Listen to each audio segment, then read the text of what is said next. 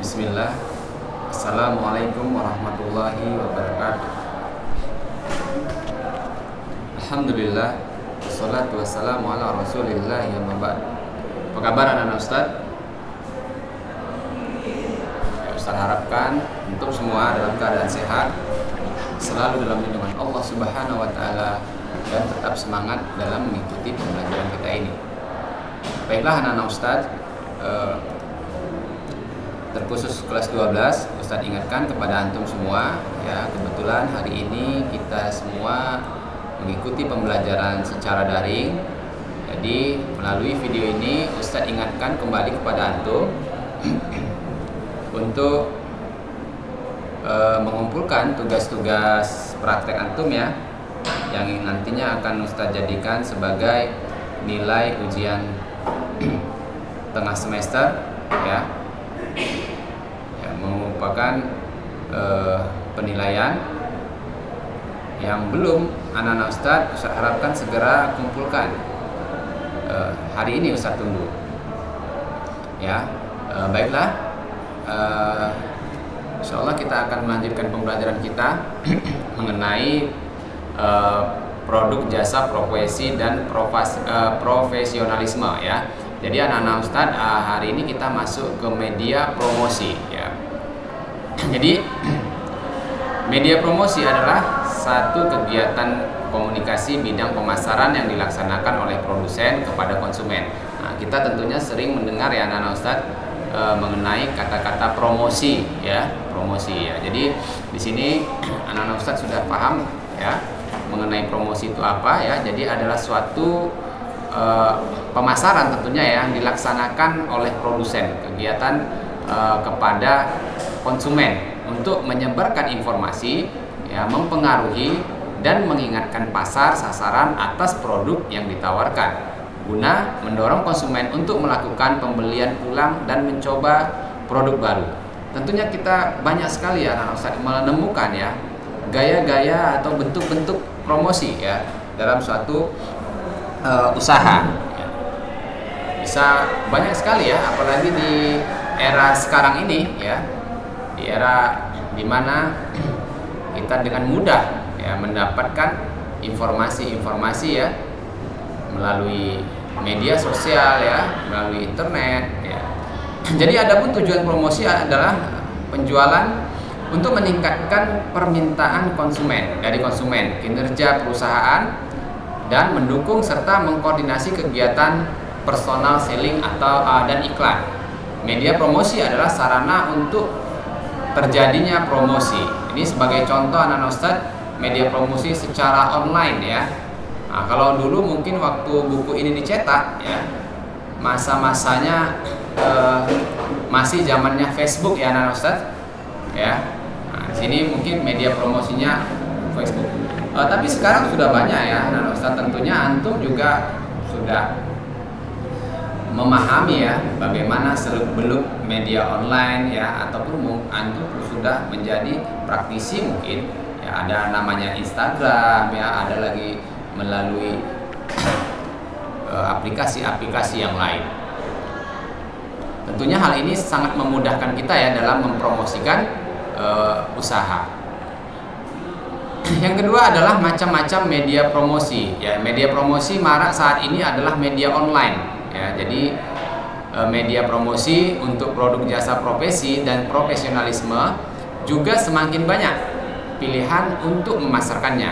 Media internet menjadi sangat bermanfaat ketika sebuah website menjadi media tempat untuk memasarkan produk, baik produk barang maupun jasa lewat promosi langsung maupun online ya. Strategi promosi melalui online dapat dilakukan melalui beberapa cara. Nah, ini anak-anak Ustadz perlu antum catat bila perlu ya. Website bisa menjadi cara promosi berbasis komunitas yang dibangun melalui gambar bergerak maupun tidak bergerak. Nah, ini zaman ini ya, tentunya masih menggunakan website pribadi ya, anak-anak Ustadz ya. Kemudian B, berbagai gambar melalui Pinterest ya. Jadi ini bisa kita buat melalui gambar-gambar anak Ustaz ya. Kemudian aktif di media sosial dengan postingan foto, kutipan jejak, pendapat yang berhubungan dengan bisnis dan secara bertahap dapat mendorong produk yang dipromosikan. Nah, ini anak-anak Ustadz ya, aktif media sosial tentunya ini ya sangat membantu dalam media promosi ya, bahkan sekarang ini ya lebih banyak ya mereka produk-produk itu mempromosikan produknya di media sosial ya dengan postingan foto ya.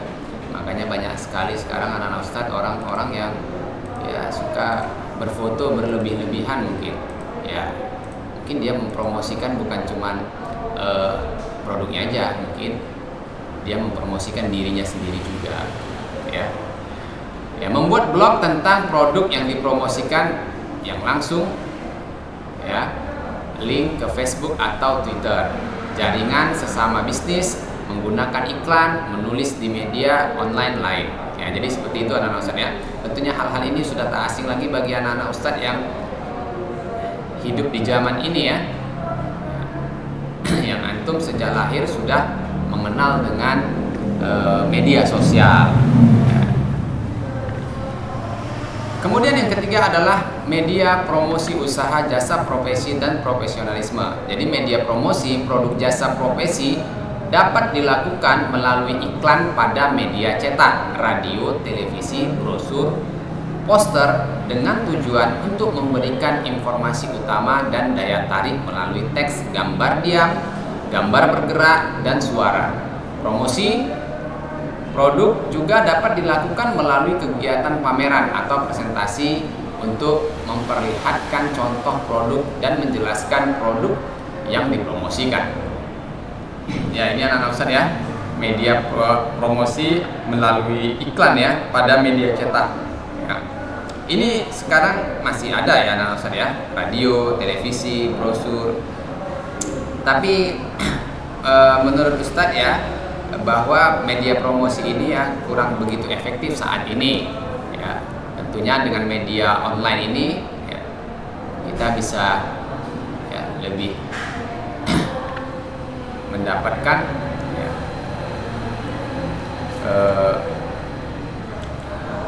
secara luas ya anak-anak Ustadz ya, lebih luas dan tentunya dengan biaya yang lebih murah juga.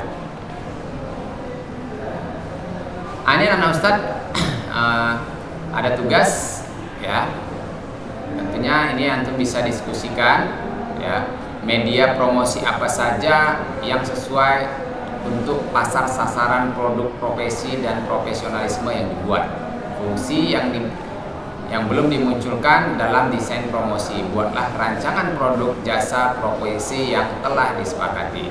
Nah, jadi anak Ustadz ini Ustadz harapkan antum bisa mendiskusikan dengan teman antum ya.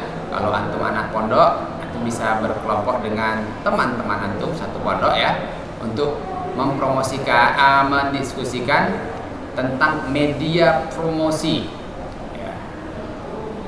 Jadi antum kan sudah tentukan misalnya jasa profesi apa yang akan antum buat ya, kemudian untuk buat diskusikan desain promosinya, kemudian buat rancangan jasa profesinya ya. Tentunya ini antum bisa sepakati. Kalau untuk anak-anak Ustadz yang pondok seperti Irfan dan Faiz, antum bisa melakukannya bersama ya. Ini tentunya yang satu ini saja dulu ya anak-anak Ustadz ya, antum kerjakan, antum diskusikan, kemudian antum buat desainnya ya, nanti ya untuk buat rancangan produk jasa profesinya, buat desainnya ya. Baik anak Ustadz, nanti jika ada pertanyaan antum bisa langsung menanyakan kepada Ustadz kalau kurang jelas.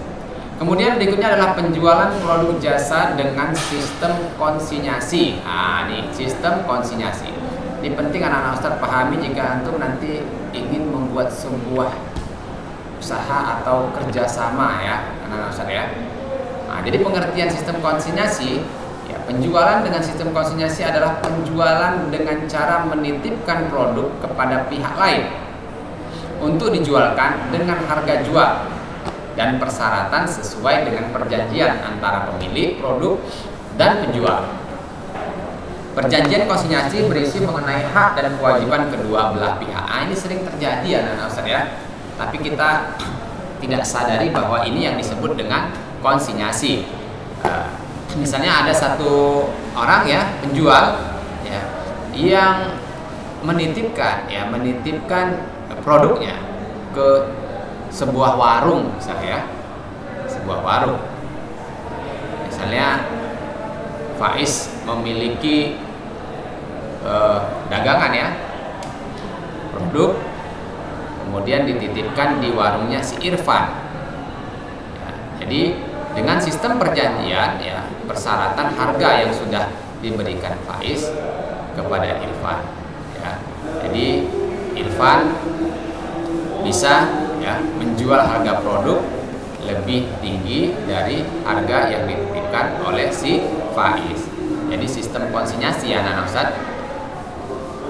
seperti itu. Biasanya kita sering sebut ini dengan menitipkan barangnya ya, anak-anak Ustaz, yang menitipkan di sebuah toko contohnya. Kemudian penjualan dengan sistem konsinyasi ya merupakan sumber utama penghasilan dan hasil akhir yang ingin dicapai. Informasi yang harus ada dalam perjanjian konsinyasi adalah nama pemilik ya barang atau konsinyor, kemudian nama pihak yang dititipkan barang, yang dititipi barangnya atau konsinyi, nama dan keterangan teknis barang yang dititipkan, ketentuan penjualan, ketentuan komisi atau keuntungan yang diperoleh oleh toko, kegiatan penjualan tidak terbatas pada tempat tertentu atau melibatkan banyak orang atau penjual secara langsung, tetapi dapat melakukan dengan sistem online, termasuk juga promosi dan penerapannya. Nah, tentunya seperti ini banyak sekali sekarang anak-anak Ustaz kita lihat ya, sistem konsinyasi bahkan dijual secara online juga anak-anak Ustaz ya.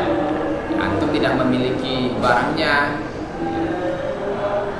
tapi antum mengiklankan ya produknya itu ya untuk bisa dijual. Ini tentunya banyak sekali anak-anak Ustaz yang menggunakan metode ya berjualan seperti ini.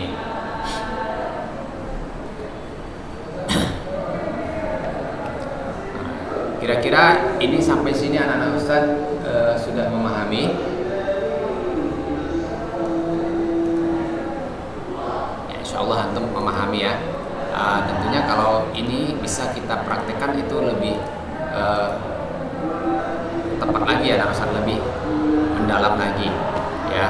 Karena Ustaz perhatikan anak-anak Ustaz kelas 12 ini sudah banyak juga yang mulai menjadi seorang wirausaha ya, memiliki usaha kecil-kecilan, insyaallah ya.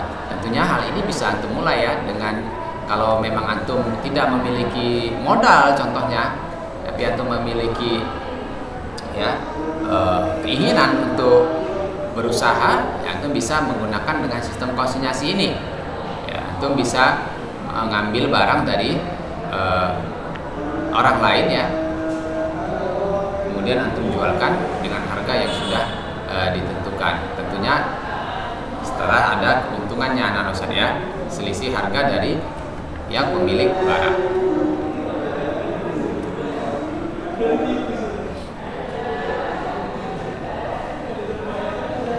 Baik anak Ustaz, kita lanjutkan. Insyaallah antum semua sudah memahami tentang apa yang dimaksud dengan konsinyasi. Ya, jadi anak-anak Ustaz di sini ada sebuah refleksi ini dalam pembelajaran prakarya kewirausahaan jasa, profesi dan profesionalisme yang dimaksud untuk mengetahui sejauh mana ya, penghayatan pada akal pikiran dan kemampuan manusia dalam berpikir kreatif untuk menggali potensi diri serta jiwa kewirausahawan dalam dunia kerja yang dianugerahkan Allah Subhanahu wa taala. Ya, ini penting anak-anak Ustaz, ini merefleksi diri kita sendiri ya.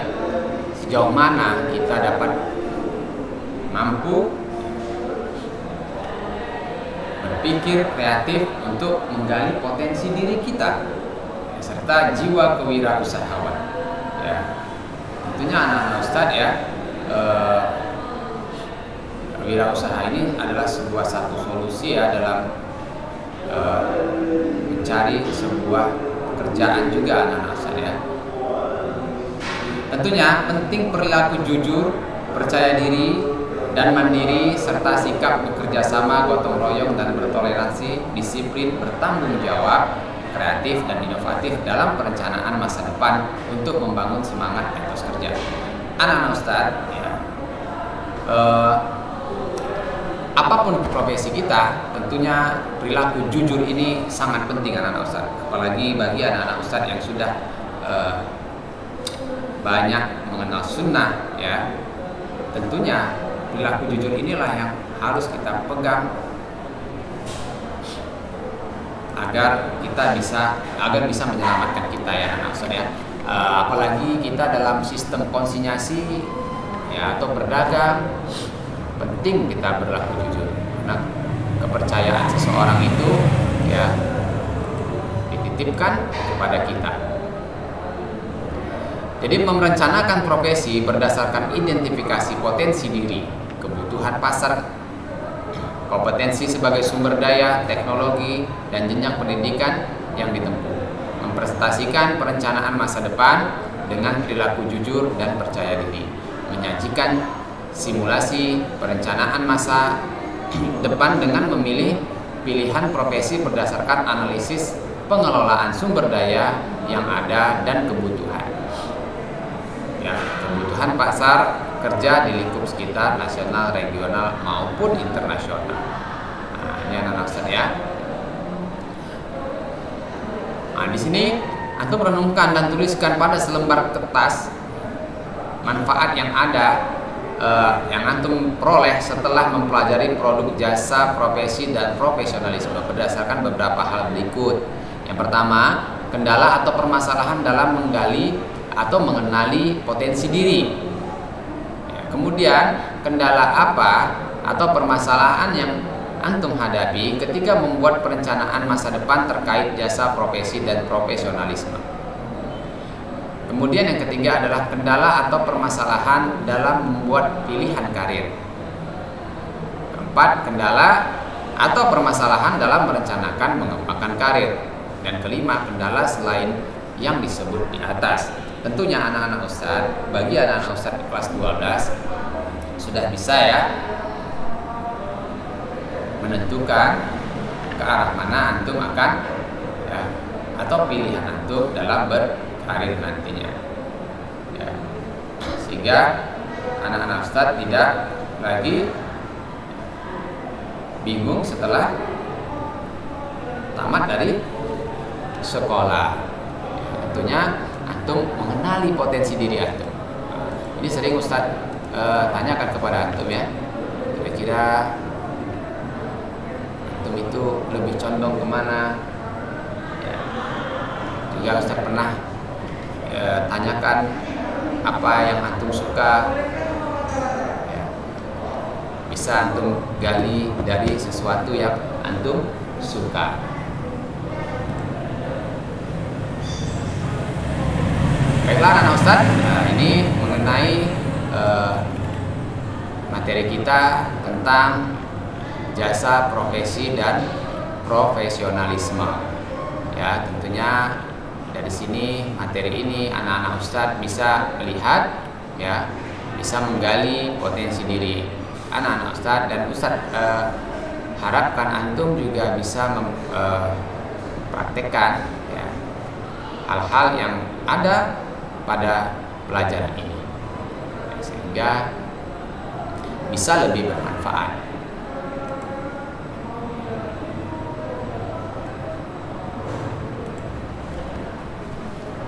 Baiklah anak Ustadz, karena waktu kita ini masih ada sedikit lagi, Ustadz sambungkan materi kita di bab berikutnya ya anak Ustadz, tentang budidaya.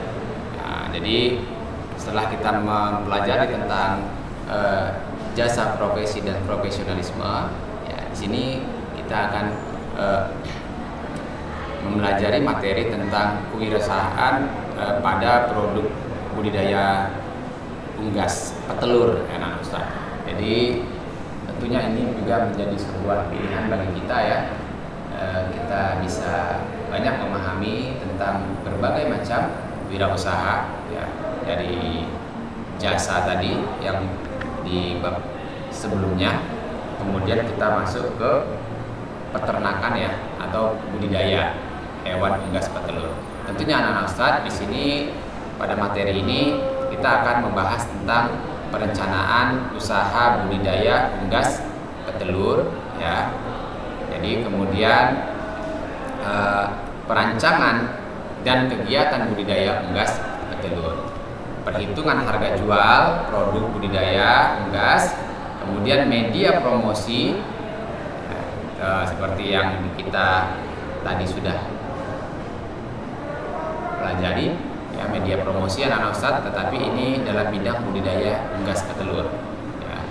Kemudian sistem penjualannya anak-anak Ustadz, konsinyasi, tentunya antum sudah tahu ya apa itu konsinyasi. Nah, ternyata konsinyasi ini juga bisa kita aplikasikan pada produk budidaya unggas ini.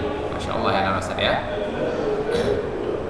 Nah, tentunya nanti kita perlu banyak memahami ya bagaimana tentang unggas petelur ini ya, bagaimana produk-produk yang dihasilkannya, apakah bisa bertahan lama. Nah, ini juga perlu kita memahaminya anak-anak Ustaz ya. Jadi memang secara kebutuhan tentunya budidaya unggas ini ya termasuk juga hal-hal yang sangat dibutuhkan oleh masyarakat ya, karena kita tahu bahwa hampir setiap hari kita mengkonsumsi ya, telur dari hewan unggas ini.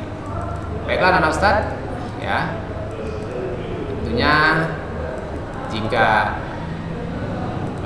kita berbicara tentang hewan unggas, anak-anak Ustaz sudah tahu ya, sudah memahami apa itu hewan unggas ya. Jadi di sini dijelaskan anak-anak Ustaz bahwa ketahanan pangan adalah satu kondisi di mana setiap individu dan rumah tangga memiliki akses secara fisik dan ekonomi terhadap pangan dalam jumlah yang cukup, aman serta bergizi untuk memenuhi kebutuhan sesuai dengan selera untuk mendukung kehidupan yang aktif dan sehat. Nah, ini anak-anak Ustaz ya, untuk kebutuhan ya atau mendukung kehidupan yang sehat. Terdapat 3 pilar utama dalam ketahanan pangan, yaitu ketersediaan yang cukup, distribusi yang lancar dan merata, serta konsumsi pangan yang aman dan berkecukupan gizi bagi seluruh individu masyarakat.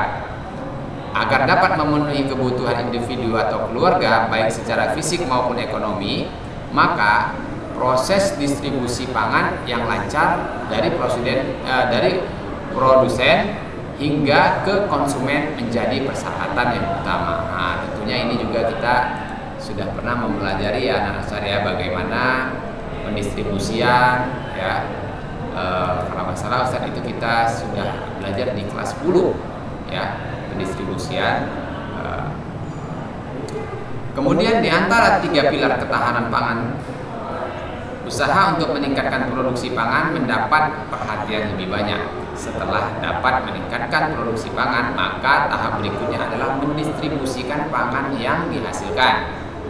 Ya, sebaran wilayah produksi pangan dan wilayah konsumsi yang sangat luas, sehingga distribusi pangan sangat penting agar pangan dapat diperoleh oleh konsumen. Distribusi pangan tidak terlepas dari aspek pemasaran. Nah, ini anak-anak saya. Ya, ini adalah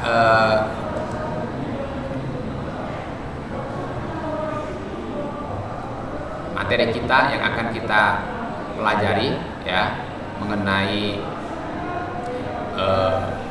unggas petelur ini ya.